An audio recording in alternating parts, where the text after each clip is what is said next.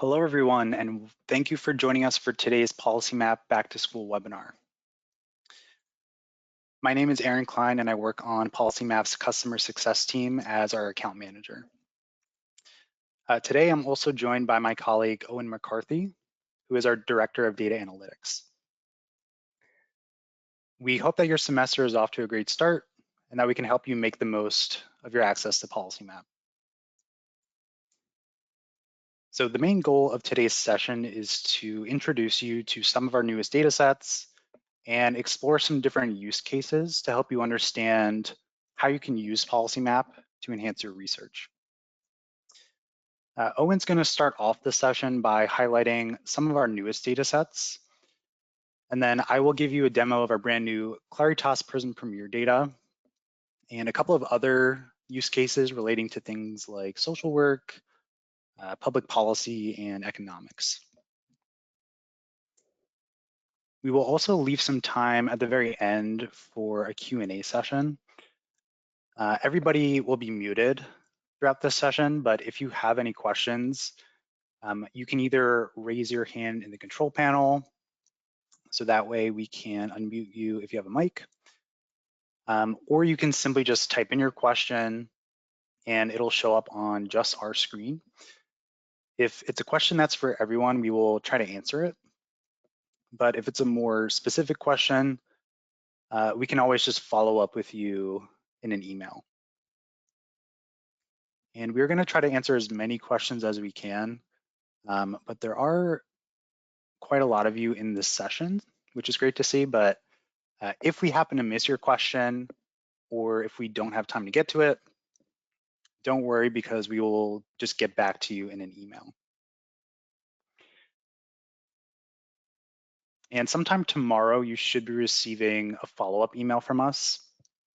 That email is going to contain all the links that I mentioned, as well as a recording of today's session. And if you ever think of other questions that you want to ask after the session, you can always just reach out to us directly. So to start things off, I'm going to hand it over to my colleague Owen, who will introduce you to some of our new data sets.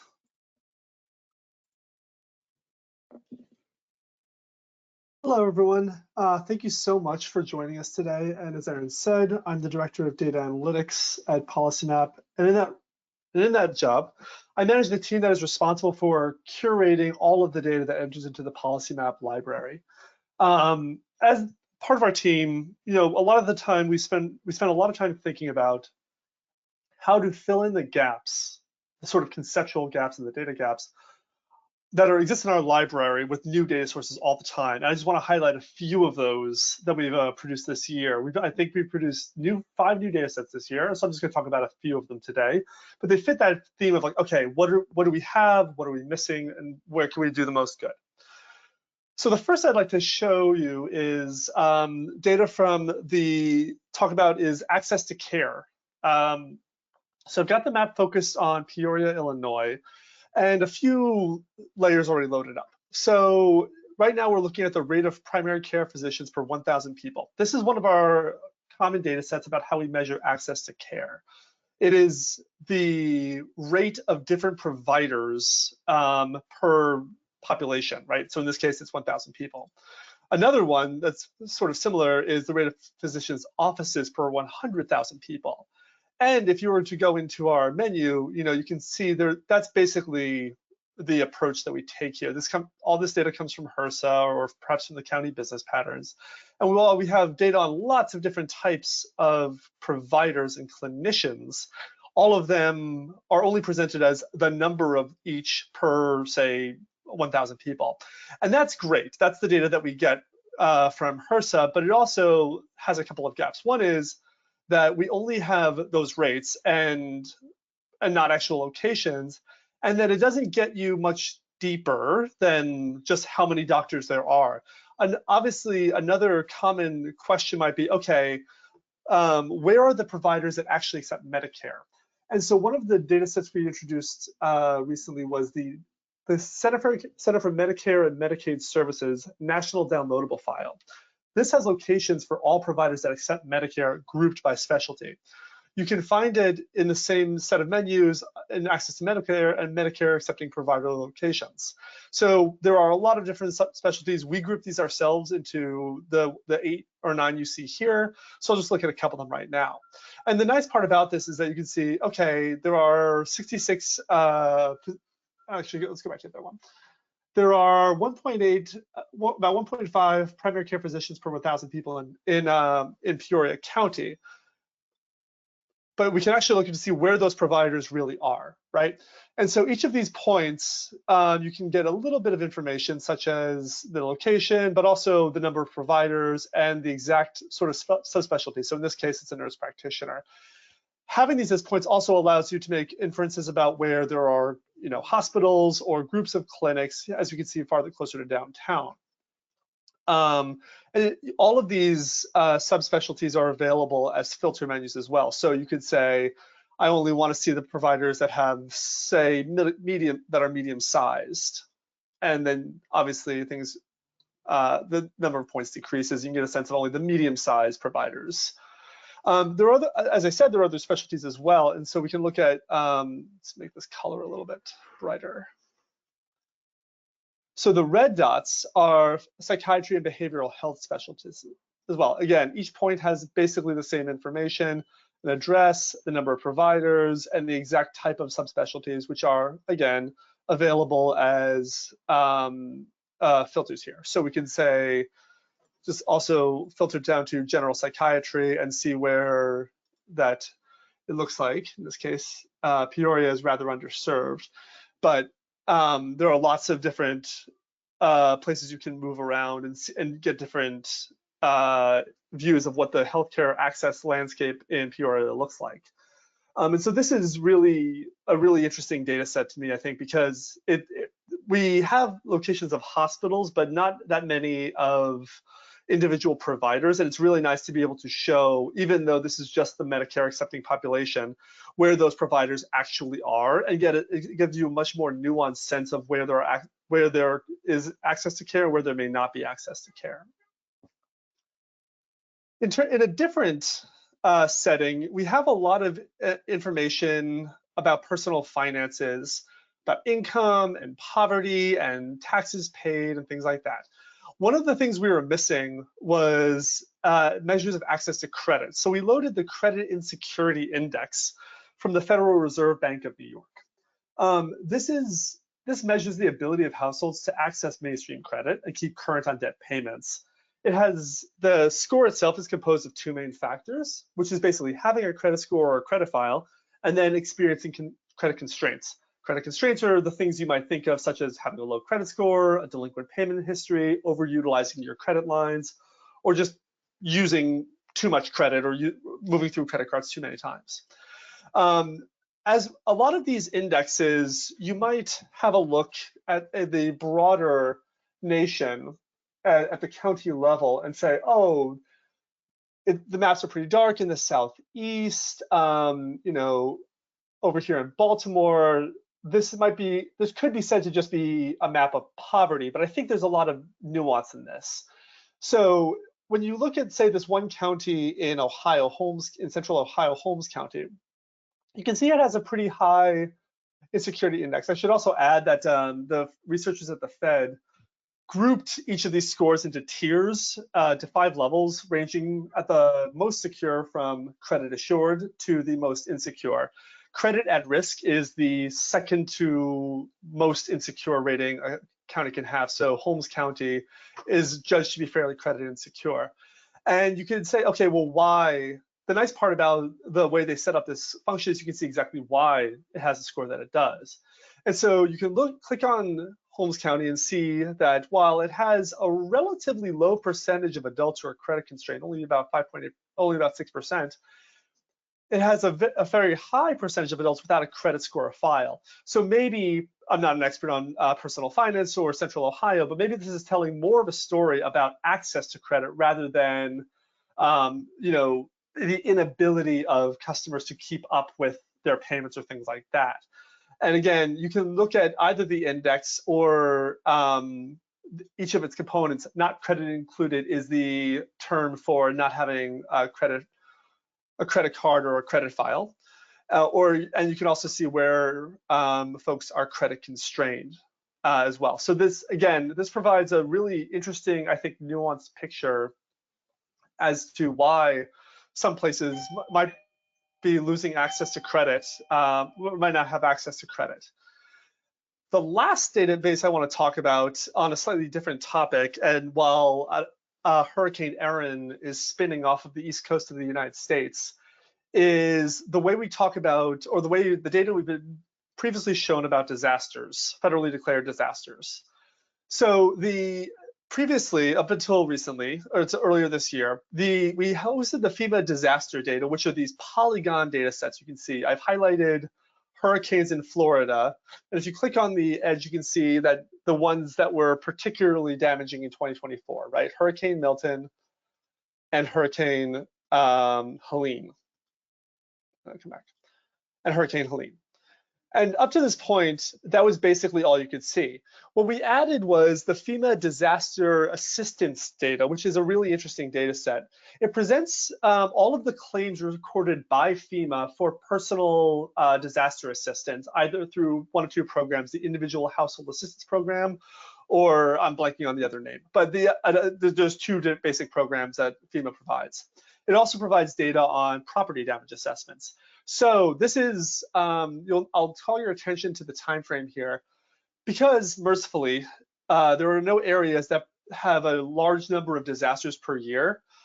We decided to group disasters into multiple time periods. So this covers the entire period of 2022 to 2025. And this is the total determined value of disaster caused damage to real property components within that time. You can see this in the environment and disaster risk menu. And then we can look at damage from all disasters, as well as individual disasters such as fires or severe storms or hurricanes. So we're looking at hurricanes right now, and you can see, zoom into the Gulf Coast of Florida where Helene hit, and see particularly by zip code, particularly high values of property damage. It's really interesting data.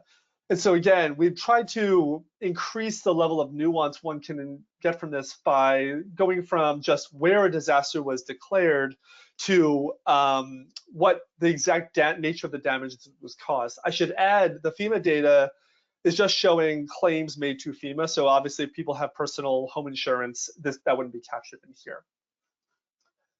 So those are the three I wanted to share with you today. I don't want to take up too much of our time. The last point I'll make is that this does tie into other new data sets that we're continuing to add in the hopes of decreasing the number of sort of analytical holes we have in our data library. So in addition to the Medicare accepting locations data from CMS, we're working on and will likely release what's called the Compendium of US Health Systems, so we can see how clinicians and locations of clinicians tie into health systems, especially as consolidation of doctors' offices has increased over the last 2 years. We're also going to add locations of urgent care clinics, which is a big gap in our data library as it is. In terms of, to the extent that the Credit Insecurity Index speaks to a conceptual category of personal finance or cost of living, we're adding a couple more data sources there too, including estimates of medical debt and childcare costs by the age of children and the number of children, which from the Department of Labor, which will be two really interesting data sets that you should look out for later this year. And with that, I'll hand it back to Aaron. Thank you all for your time.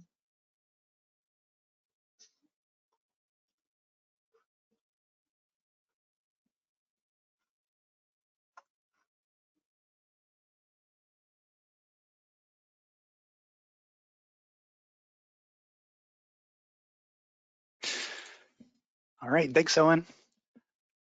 So another new data set that we are really excited about is our brand new Claritas PRIZM Premier Data. Some of you may have joined our Claritas overview webinar, which we hosted last month. But for those of you who didn't, I just want to give you an overview of this data. which I think is particularly valuable to marketing professors and students. So PRIZM Premier is a segmentation system that was developed by the data marketing company called Claritas. And it classifies every single US household into one of 68 distinct consumer segments, which are based on a combination of different demographic traits, consumer behaviors, and lifestyle indicators. I would say that this data is mainly used by marketers and entrepreneurs to better understand consumers and gain insights into their behaviors. Now, this data can be found under the Curated Collections tab in the top right here. And the Claritas data is available to all of our academic subscribers at no additional fee. So to begin exploring, I'm gonna zoom into Philadelphia here.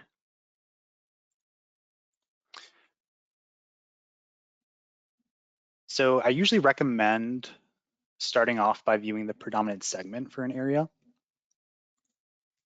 And once we select that, you'll see that each of the 68 consumer segments are represented by different colors, which you can see in the legend here.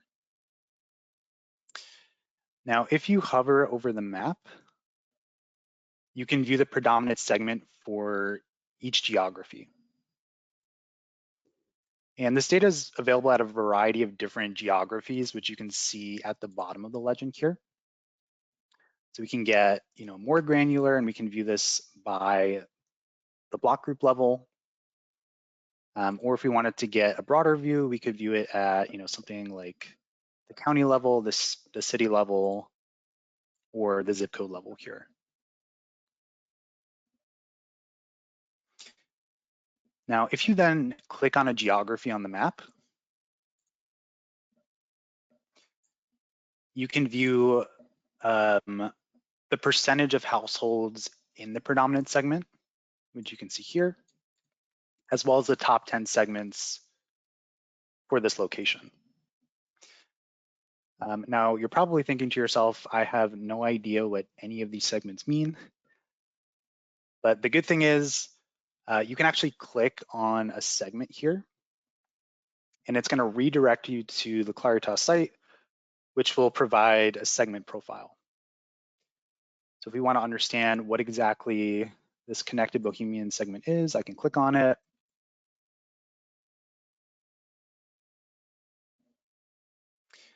And this profile explains some of the demographic traits of the segment, as well as the lifestyle and media traits down here. And then also toward the top, it's going to tell you the median household income for this segment.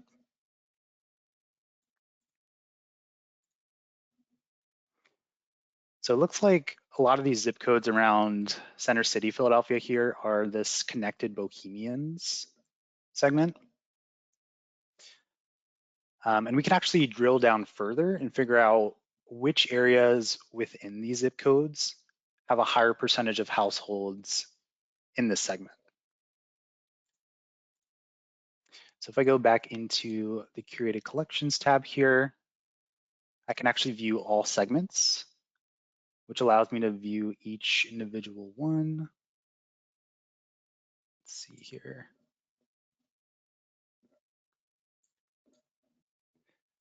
So now this is showing us the percentage of households in each block group that are connected Bohemians. And we can also use the legend here and switch this from the percentage of households to the estimated number.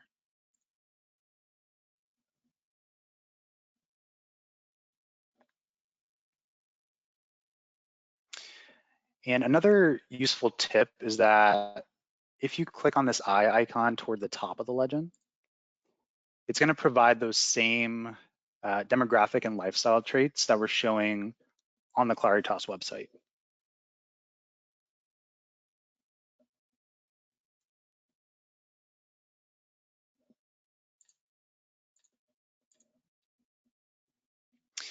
Now going back into the menu here, you'll also see that you can view the predominant social group and life stage group for an area. So the great thing about this data is that although the 68 different segments can be a little bit overwhelming, Claritas grouped all of them like more broadly into one of 11 life stage groups and one of 14 social groups. And what these groupings do is they provide a more general overview of consumer characteristics, which just allows for like easier comparison across different regions. And then if we scroll down further in the menu here, we can look at the percentage of households that fall within each social group and in each life stage group. So looking at these groups can be very useful if you do not already know which segments you are interested in. So hopefully you now have just a general understanding of this data and how you can view it in PolicyMap. But I think for you to really see the value of the data, it's really important for us to look at a use case.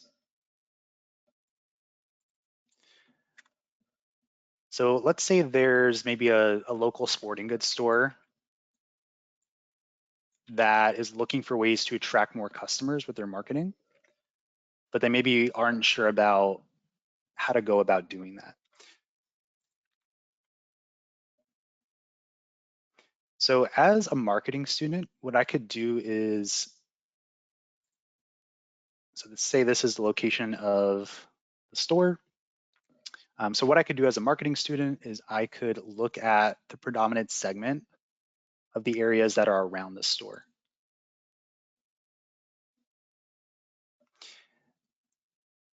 And once we do that, hopefully it loads here. So we can see that a lot of these surrounding zip codes here are this young Digerati segment. So let's maybe take a look at the description of that segment so that we can understand what their media traits are. So again, I'm going to click on the segment to pull up the profile here. So we can see toward the top in the description that they are typically very tech savvy. And they also tend to spend a lot of time online. So therefore, we might want to focus on more of a digital marketing strategy that uses social media ads to really target the people that are in this segment.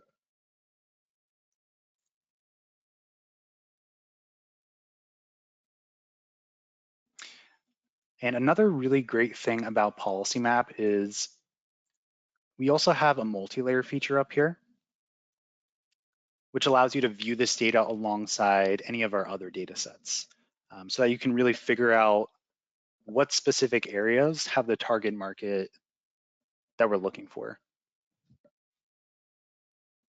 So I'm going to toggle on the multi-layer view in the top right here. And what I'll do is I'm going to overlay that young Digerati segment, if I can find it. Here we go. With another data set. So if we're opening up a sporting goods store, we might really care about maybe how physically active the people are in the surrounding areas. So if I go under the health tab here, under risk factors, we have physically active.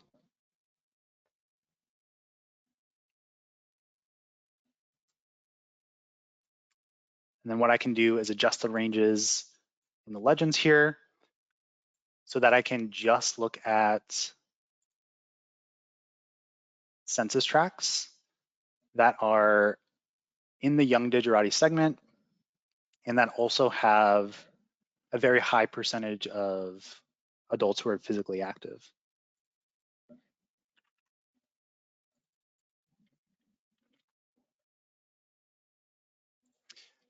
And you can actually click onto each geography on the map, and it's going to show you the value for that geography.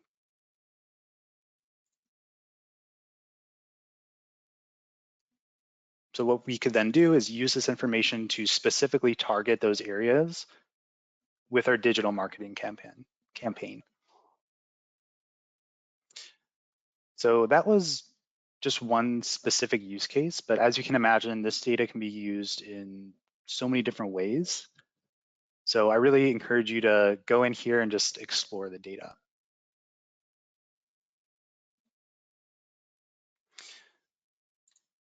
Now, aside from marketing students, there are also a lot of other disciplines that I think can benefit from accessing PolicyMap. For example, public policy and urban planning students, they can use our housing data to understand where housing is most needed in a certain area. So if we zoom back into Philly here, under the housing tab, one of our newest data sets is this housing gap estimate. And this analysis was done on cities with, I believe, a population of, I should know this off the top of my head. It was mostly done for larger cities, but what this allows us to see is areas that have maybe an oversupply of housing versus an undersupply. So we can really understand where housing is most needed within a certain city.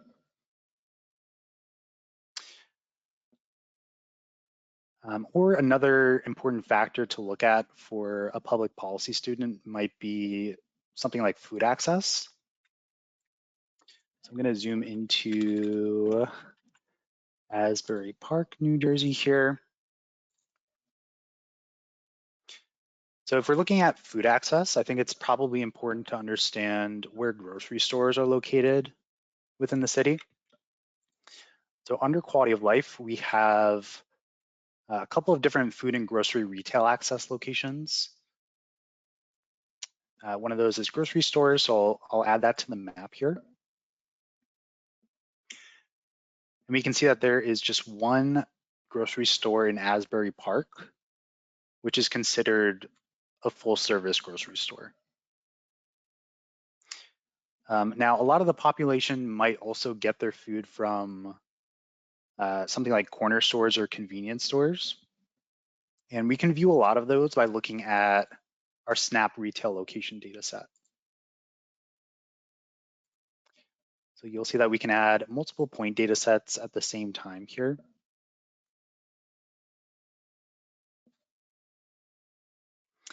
And this full service grocery store, we can see that it's very centrally located within the city, which is nice. But for the population that's living further away from the center, they're probably much more likely to go to a convenience store for food, especially if they don't have access to a car. And that's actually something else that we can look at in PolicyMap. So under the quality of life tab, we have some transportation data sets in here. And we can actually take a look at the percentage of households that don't have access to a vehicle. And I'm actually just going to clip this out so we can just focus on Asbury Park here. So what we can see is that a lot of these areas within the city are this darker purple, which means that they have a higher percentage of households with no vehicles.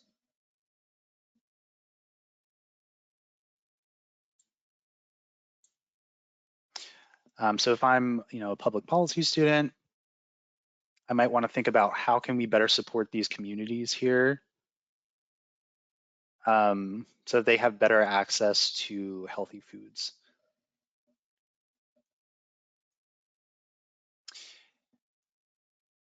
And then a couple of other just food access related data sets I want to highlight.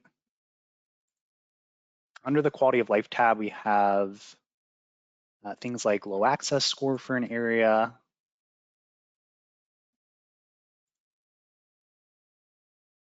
And if you ever want more information about a data set, again, we do have this eye icon in the legend here, which will sort of explain how that data set was calculated.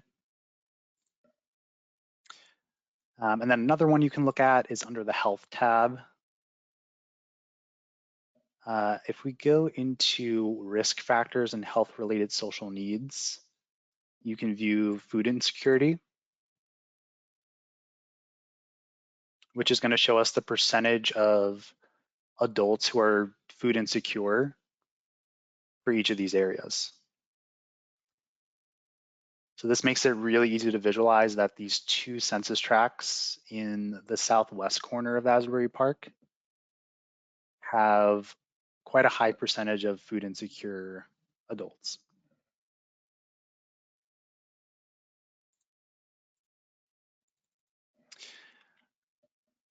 We also have a wide variety of economic and income data that can be used to understand things like income inequality, as well as the job market.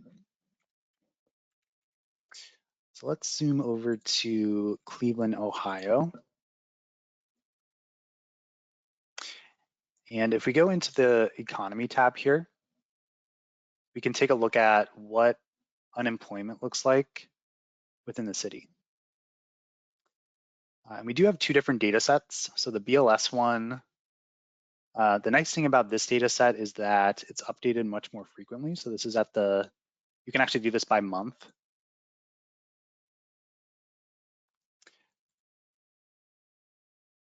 And this data set isn't quite as granular as some of the others. So you'll see that this one goes down to the city level, I should say. But if we take a look at, let's do that census data set instead. We're able to view unemployment for all the way down to the census tract or the block group level.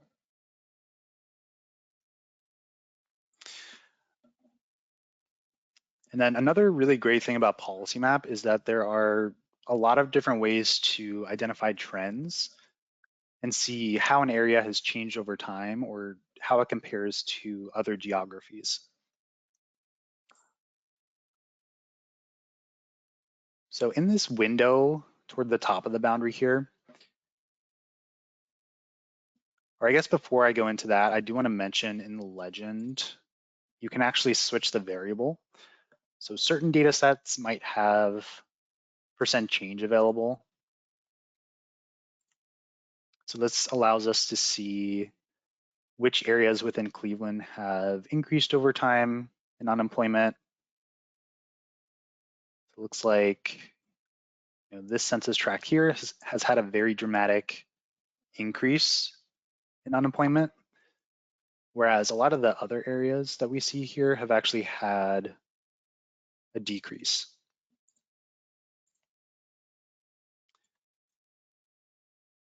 And then if we go into this trends chart here,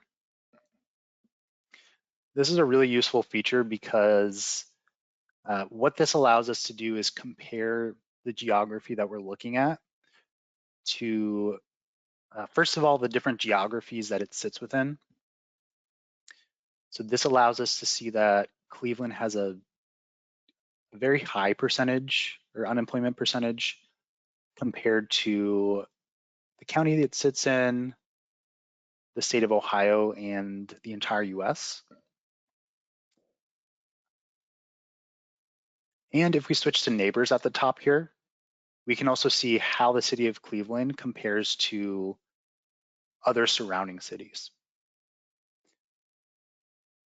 So we can see that it has a higher percentage than most of the surrounding cities, but it looks like East Cleveland here has an even higher unemployment percentage.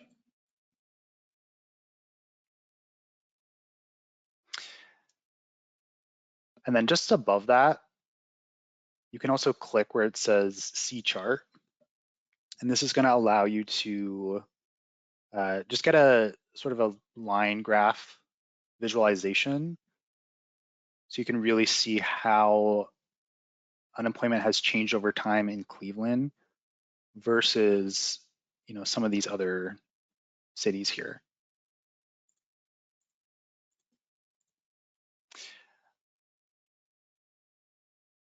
This trends chart can be exported into a PNG file by clicking on the export icon here. And almost all of the data in PolicyMap can be downloaded into a CSV file.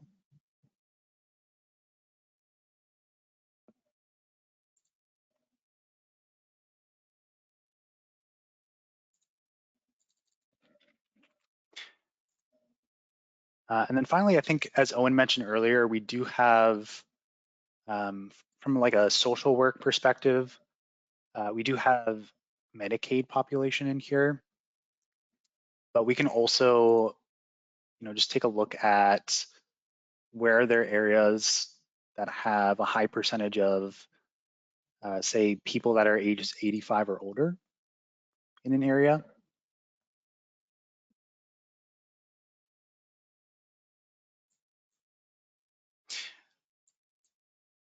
And any of the layer data sets like this one can be overlaid with point data sets. So if we go into the health tab here, I could overlay, you know, something like nursing facilities on top of this data.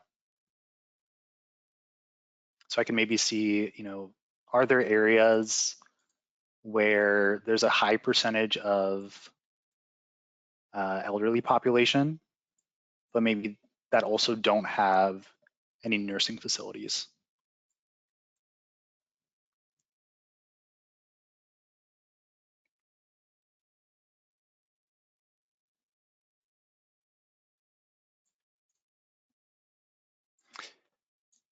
And then just a few final things I'll mention before I open it up for the Q&A session.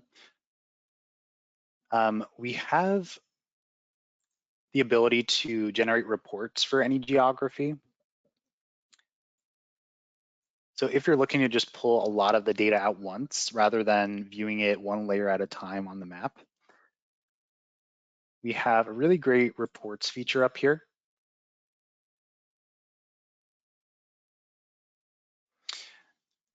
So what this allows you to do is search for a certain location.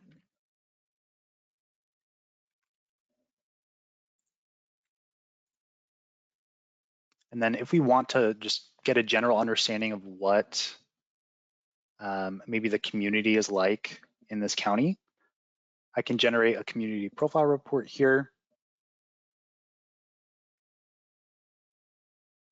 And this will tell me things like, you know, what the racial characteristics are within this county,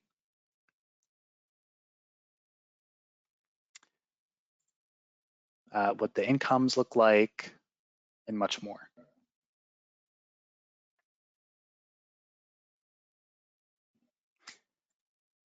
And if a student is doing research on a very specific area that maybe isn't a set boundary, such as a county or a city, they can also use our custom regions feature at the top here to create a very specific area, and then they can pull data for that area. So for example, I can create what's called a drawn custom region here to maybe draw a certain research area on the map.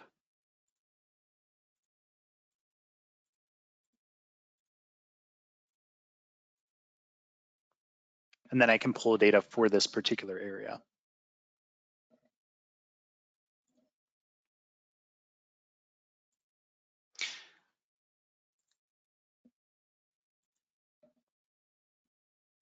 And then the last feature that I'll cover is down toward the bottom right here. We have a really great citation tool, which will take any of the data that's currently on the map, and it'll automatically generate citations for that data. You're able to switch between the different styles here, which is nice, and then copy it.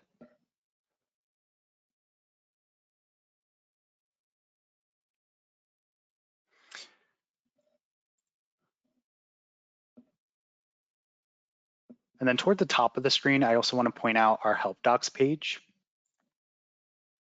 This has tutorials on all of the features. So this is a really great resource for anyone that's especially new to PolicyMap. And I definitely recommend checking out the video gallery here, because this sort of breaks down each individual feature into like a 3 or 4 minute video. And if your university does not already have a PolicyMap subscription, I would be more than happy to connect you with Betsy Minnick from our sales team. She can provide you with more information on pricing and even set up a trial for your university. All right, so let's see if there are any questions that I can answer here.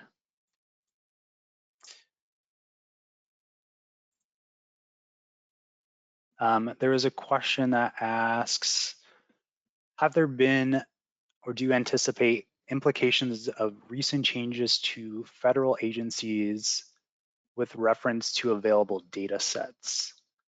Owen, do you want to take that question since it's more of a data question? Sure, I can. So we've been thinking about this for quite some time, basically since the election. More concretely, since February of this year, when the CDC, in what was judged, not by us, by other folks, to be an overly enthusiastic response to an executive order, took down very nearly all of their public data sets all at once. Most of them went back, but still we have seen a lot of things come off. So some of the environmental indexes that we saw last year, the Environmental Justice Index or the CGIST data set as well, have been taken down. We don't know. It seems unlikely that those will be returned. And especially CGIST was tied to a specific Biden administration funding program, which has been canceled. So that seems unlikely to ever come back. We're going to keep them up as it is, because they're still useful data, but we don't anticipate those being updated. There are other categories as well, data that wasn't taken down, but we have to be concerned about whether it's going to be released or not. So I should say up front, I have no inside knowledge or anything specific, but with the amount of staffing cuts at CDC and places like that, one wonders if some of their core data releases will be delayed. Hopefully not. We're coming to the time when CDC Places is usually released. So as we hope, the data will be released as usual, but perhaps that might take a little bit longer to have an effect, or perhaps not. And then there's the third category of concern, which is that just to speak to more recent events, obviously President Trump fired the commissioner of the Bureau of Labor Statistics, ostensibly because he did not believe the seasonal jobs data. So obviously we have no idea what's going to happen there. Our current plan is to keep looking for all of the data that we currently host and keep releasing data as it comes out until we have specific information or any other insight as to why we shouldn't, which is basically what we do all the time anyway. I will say we did try to download some data when we realized the administration was taking down a lot of public data sets. So folks might remember I referred to estimates of childcare costs from the Department of Labor. That actually was taken down pretty quickly. So the data we have, you cannot currently find, once we host it, you cannot currently find it on the Department of Labor. There are mirroring sites across the internet that probably still have it, but this is our approach is to, like, if the data has merit and we think it would be a good fit on PolicyMap, we're going to continue to include it as we always have. So yes, it's something we're monitoring closely, but of course, the administration is not being very forthcoming about exactly what they intend to do with public data. So there's not a ton of concrete information to go on. Thanks, Owen. And then there's another question about the Claritas data. Someone asked, how current is it? I believe that's from this year, is that correct? And I don't know, are we Yes, planning it's on released. updating that annually? Yes, Claritas releases that on an annual basis. And so, yeah, it's I believe technically it's 2024, but it's the most recent data that's available. Awesome. Let's see here. Someone asked about if we have transit access or bike infrastructure in Asbury Park. So we don't have bike infrastructure, but we, in the, it's called the base map in the bottom right here, you are able to add transit lines onto the map, which is nice. So we have both rail lines as well as bus routes. Aaron, if I could, I would also add, we have a lot of information from under quality of life and transportation. There's a lot of layer data sets. It's definitely not bike infrastructure, but we can see distance to nearest stop, the average travel time to work, mode of transportation to work, the number of vehicles per house, like just a whole bunch of data largely from ACS, I believe, that talks about how people choose modes. Yeah, actual bike infrastructure, we tend to select data for which can show across much of the country, and I am not aware of any nationwide data set on bike infrastructure. If anybody is aware of one, please, you can, if you search inside of PolicyMap, you can, for something, you will get a little box to suggest new data. Please, I look at that, please send it, and we'll be happy to take a look. Someone asked how much of this data is available with a standard license for PolicyMap. So for all of the academic enterprise licenses, you have access to all of the data in here. So we don't limit it for any of the universities.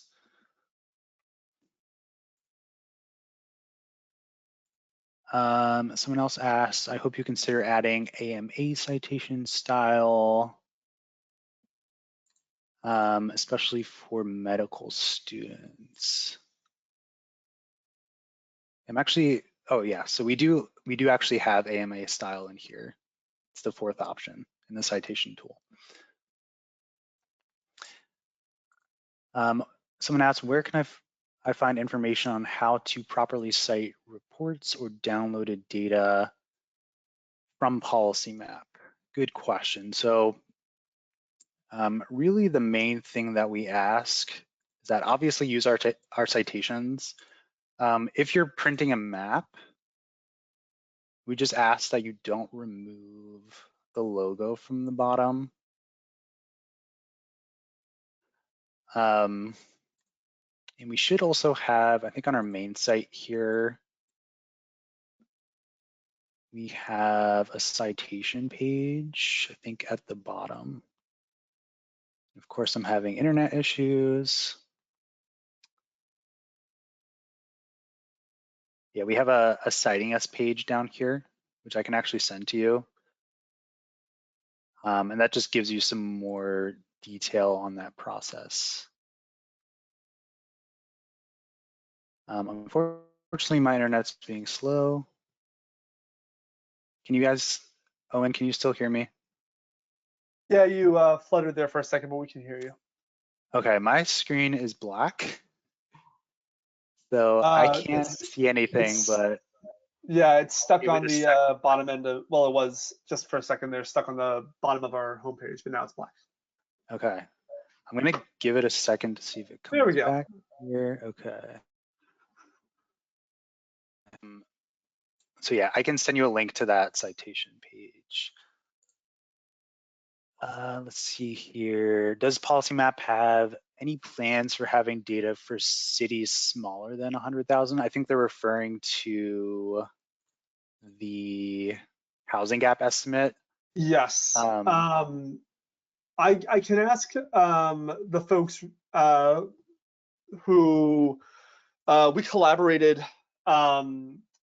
with Moody's Analytics on that project, and they provided a lot of the intellectual and methodology for that. I can ask if that's a plan. I think, I know it's been considered. I imagine there are considerations about, you know, sample size responses for the ACS, but I can ask about it. Someone asked, are there opportunities for students available to have one-on-one help with using data sets? So we have weekly training sessions that you can sign up for. These are open for the public. But if there's like a very specific use case that you want to go over, you can reach out to me, and I'm happy to hop on a call with a student.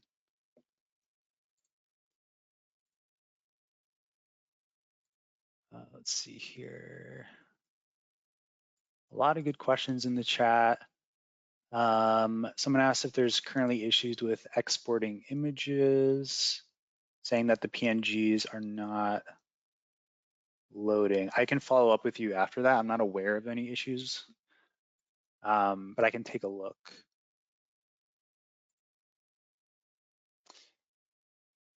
Let's see, and then one last question. Someone asked, does PolicyMap partner or interact with data preservation efforts in any way? I think, Owen, you sort of touched on that a little bit before. Yeah, we don't interact with them. I suppose you could say we are an aspect. We are trying to be an aspect of data preservation where, again, we have no particular, we are certainly not going to take down a data set just because the administration no longer hosts it. Again, when data sets were taken down for perfectly innocent reasons, we continue to host them. But we don't currently collaborate with other data preservation efforts, which, as to my understanding, seek to preserve, you know, in some cases they're like the Internet Archive, where they're showing the actual web page as it looked at the time. And so we're definitely not collaborating in that. But yeah, we're going to obviously try to keep, as always, we're going to keep as much data on our site as possible.